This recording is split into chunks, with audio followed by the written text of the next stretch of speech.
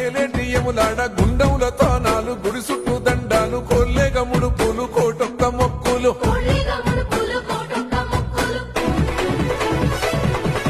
మూడు కన్నుల బాట శివుడో ముచ్చేగా లేలేటి బోల శంకరుడో అన్ని నువ్వే నట శివుడో లోకమంతా నువ్వే నట శివుడో.